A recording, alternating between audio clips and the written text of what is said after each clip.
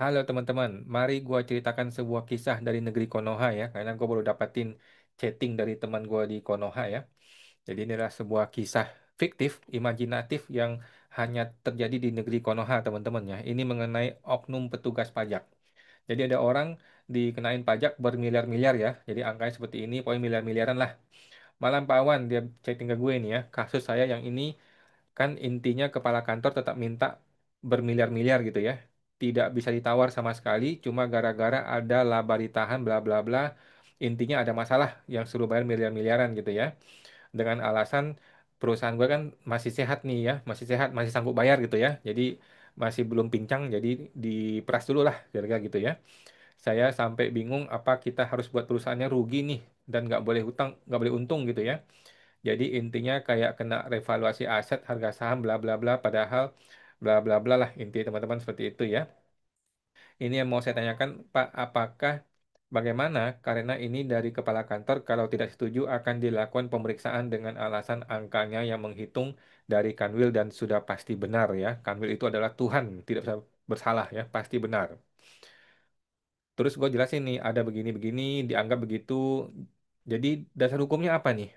Nilai pajak bermiliar-miliar itu dari mana hitungnya, gitu kan? Dia bilang dari DFC Kanwil. DFC kata Kanwil. DFC itu apa ya? Itu di Undang-Undang nomor berapa, tahun berapa, pasal berapa, ayat berapa mengenai DFC itu. Arus kas masa depan katanya. Ya, Indonesia negara hukum, bukan negara Pak Kelap, Kepala Kanwil ya. Iya, arus kas masa depan itu ada di undang-undang apa, di pasal berapa, ayat berapa yang mengatakan begitu. Indonesia negara hukum bos ya, bukan negara asumsi kepala kanwil, bukan dengan mengasumsikan arus masa depan terus begini-begini gitu ya. Lah, ini saya nggak tanya katanya. Dia bilang ke saya kasarannya kok enak diberi bla bla bla, jadi pajaknya suruh bayar. Iya, nanti tinggal tanyakan aja Bu ya. Kalau memang saya salah sesuai hukum, jangankan sekian miliar ya, bahkan sekian puluh miliar pun gua akan bayar gitu ya.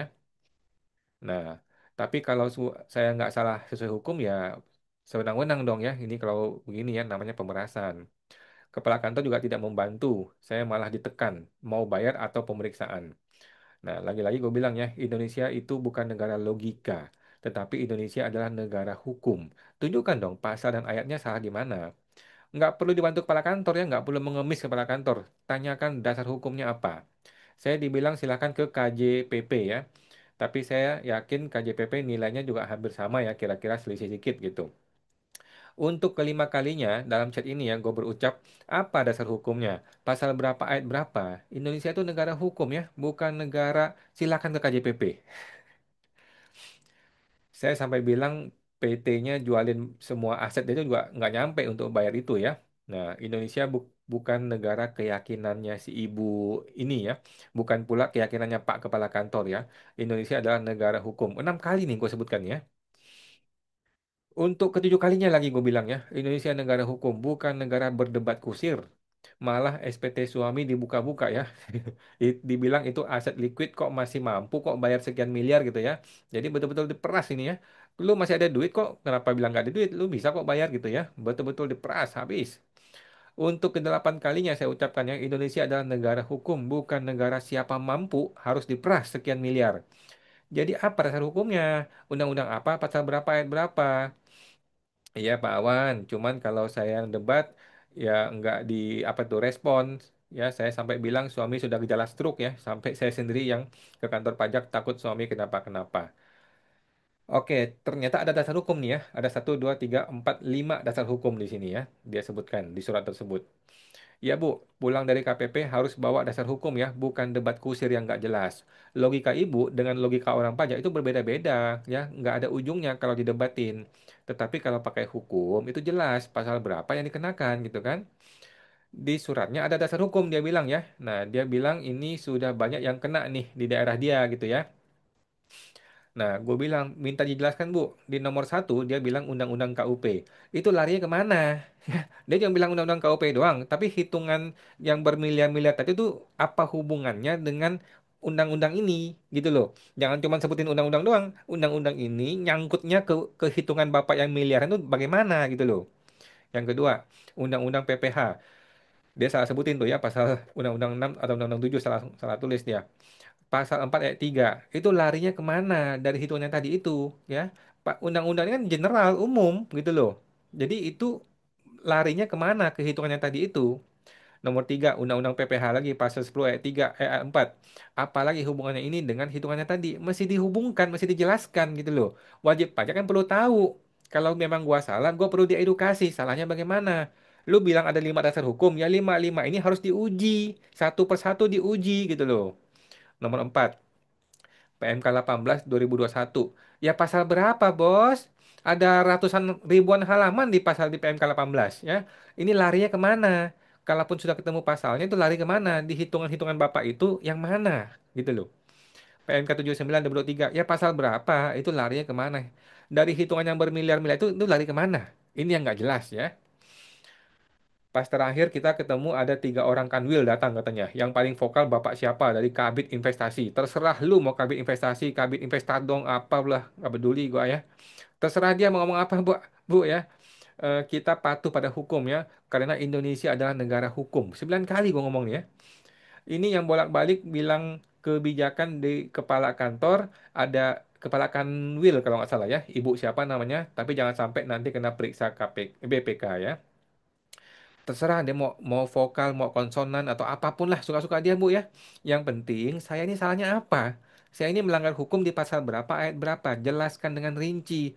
Jadi SP2DK itu tidak perlu naik ke pemeriksaan apabila orang pajak bisa menjelaskan dengan rinci. Rinci detail salahnya apa gitu loh. Kalau emang nggak salah ya gue tinggal bayar gitu kan. Nggak perlu naik pemeriksaan. Bilang gitu berkali-kali katanya. Kita masih jawab ya, Indonesia negara hukum. 10 kali gue ngomong nih ya, bukan negara kebijakan kepala kantor, bukan juga negaranya Ibu Ehem itu, si kepala kanwilnya itu ya. Dia bilang gitu 10 kali, maka Ibu balas 11 kali ya, jelaskan bahwa Indonesia adalah negara hukum. Terus kepala kantor dengan alasan takut kena BPK, maksa dengan angka segitu tidak mau turun ya, atau pemeriksaan gitu aja pilihannya.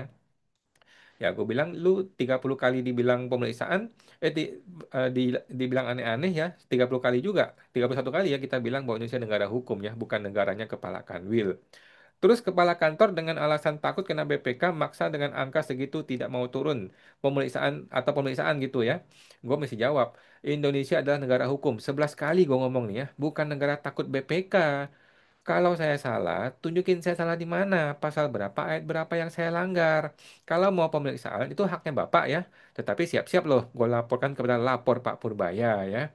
Oke, kanwilnya enak tinggal bilang, sudah ya Bu, jelaskan. Kalau nggak jelas pemeriksaan aja, 1 hari selesai kok. Enak bener si bangsat ini ya. Pusing saya, Pak, usaha di sini kok gini-gini amat tambah lama. Jawab, apakah Bapak mau saya laporkan ke lapor Pak Purbaya? Mau berusaha cari duit buat keluarga dengan halal malah dipersulit. Kemudian gue bilang, sabar Bu ya, tanyakan dasar hukumnya. Sudah begitulah nasib hidup di Konoha ya. Terima kasih. Terima nasib, terima nasib ya. Sambil tanyakan dasar hukumnya. Rasanya mereka juga tahu ya kalau WA-nya Pak Purbaya itu hanya formalitas saja ya, tanpa ada kelanjutannya. Ya gue bilang coba aja Bu, coba aja ya. Kalau mereka nggak takut ya Ibu benar-benar laporin ke lapor Pak Purbaya ya. Dan kemudian kita coba cara yang lain gitu. Kan belum tentu gagal ya. Siapa tahu dibantu sama Pak Purbaya. Kemudian ini chatting ya, chattingnya dia bilang sore Mbak, saya teruskan ya ke atasan saya. Iya Mbak, jawaban dari Ibu ya, silakan akan hasilnya akan tetap sama. Jadi percuma ketemu Mbak katanya. Komplain lah si WP ini ya. Katanya mau memberikan solusi terbaik bagi WP ya. Di saat WP mau mencari solusi dengan minta waktu dengan kepala kantor, kok mohon maaf ya seolah-olah dipersulit. Berarti yang diomongin Kanwil kalau WP jangan sungkan-sungkan bertanya ke KPP itu tidak benar dong ya. Oh, bukan begitu. Mungkin maksudnya kemarin terakhir tinggal tunggu bla bla bla gitu ya. Saya minta waktu ketemu lagi aja gini jawaban AR. Oke. Baik Pak, Senin saya mau coba ya ke KPP. Sebenarnya juga nggak menguasai materi ya. Jadi dia panggil orang kanwil. Jadi orang KPP juga nggak menguasai materi. Dan kemudian dia panggil orang kanwil yang hitungin dan orang kanwilnya maksa. Ini hitungannya sudah benar katanya ya. Gila, gila. Gua tanya, apakah Ibu masih akan sama saja seperti itu apabila saya laporkan kepada lapor Pak Purbaya? Ya benernya gimana? Pasal berapa ayat berapa? Pak Kanwil ya, tanya ke Pak Kanwilnya. Pasal berapa ayat berapa? Biar jelas ini ya. Jangan sampai tidak jelas gitu. Jadi ini paket komplit nih teman-teman ya. Ancaman ada, intimidasi ada, pemerasan ada, perampokan iya, miliar-miliaran keluar, bayar atau pemeriksaan sudah jelas ya. Perintah atasan itu sudah modus lama ya. Hitungan Kanwil bukan KPP. Modus lama banget ya. Takut BPK, modus lagi ya. Pokoknya. Dasar hukumnya sengaja dibuat kabur, nggak jelas dasar hukumnya. Pasal berapanya nggak jelas. Hitungannya asal-asalan, tembak-tembak aja sekian puluh miliar gitu ya. Pakai asumsi dan debat logika, bukan pakai hukum ya. Kan kan ibu begini, kan bapak begini, kan perusahaannya begini. Nggak pakai dasar hukum, pokoknya pakai logika. Logikanya ngaco lagi. WP yang wajib membuktikan sebaliknya. Hitungan DJP udah pasti benar ya. Hitungan DJP tidak boleh diuji ya. Kalau mau diuji, silakan naik pemeriksaan ya.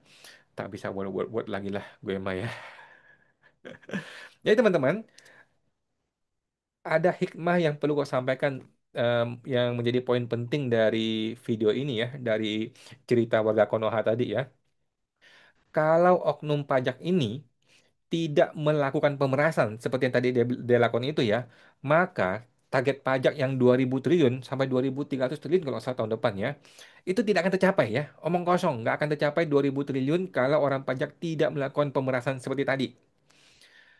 Kalau oknum pajak ini tidak mengancam naik ke pemeriksaan ya, kayak tadi tuh, ya, maka orang-orang nggak mau bayar sampai miliar-miliaran ya kalau tidak ada ancaman yang serius dulu bakal kena pemeriksaan, bakal kena bukper, masuk penjara dan sebagainya. Kalau nggak ada ancaman seperti itu, tidak ada orang mau bayar sampai miliar-miliaran ya. Jadi target rasio pajak yang mau sampai 19% kata Pak Purbaya itu ya nggak akan tercapai ya. Jadi kalau oknum pajak ini tidak memaksakan orang suruh bayar bermiliar-miliar sejak awal nih, sejak dari SP2DK, maka pertumbuhan ekonomi 8% yang kata Pak Purbaya itu omong kosong, nggak akan tercapai ya. Kalau oknum pajak ini tidak merampok warga negara miliar-miliaran sejak dari awal ya, sejak dari SP2DK, belum tentu bisa Pak nanti dapat ketika di pemeriksaan, belum tentu ya, apalagi ke pengadilan, belum tentu, karena orang sudah pakai pengacara nanti. Ya, kalau sekarang kan masih SP2DK nih, si wajib pajak masih bodoh-bodoh nih, masih pada tolol semuanya kan, masih diperas dikit ketakutan gitu ya, nggak mau tanya dasar hukumnya, nggak ngerti hukum dan sebagainya gitu kan, masih masih bisa diperas. Nanti ketika masuk pemeriksaan, ketika masuk pengadilan, orang pakai pengacara pajak, ketemunya kayak gue, ribut sama sama orang pajak, ribut sama hakim di pengadilan. Jadi belum tentu ada kesempatan untuk ngerampok lagi nanti ketika pemeriksaan, belum tentu. Kalau dia pakai pengacara yang hebat, kalau dia pakai pakai konsultan hukum yang yang yang punya link ke kepala kanwil yang lebih atas lagi atau sampai ke dirjen pajak, oh langsung ditempeleng lu sama atasan lu ya. Jadi oknum pajak ini ya bukan musuhnya Purbaya. Oknum-oknum pajak ini justru mereka-mereka inilah pahlawan pajak yang sesungguhnya, Bos. Ya. Kenapa? Karena berkat mereka inilah maka target pajak yang gila-gilaan tembus 2.300 triliun kalau nggak salah tahun depan ya, itu bisa tercapai ya. Tanpa mereka, tanpa oknum-oknum ini, target 2.000 triliun kata Pak Purbaya, target rasio pajak 19 triliun, jangan harap bisa tercapai. Itu semua hanya imajinasi di kepalanya Purbaya ya. Nah, jadi kesimpulan dari video ini teman-teman, gue mau bertanya kepada Anda semua, apakah oknum-oknum pajak ini yang sudah sangat-sangat berjasa bagi penerimaan pajak 2.000 triliun ini, apakah mereka pantas untuk disebut sebagai pahlawan? Coba Anda jawab.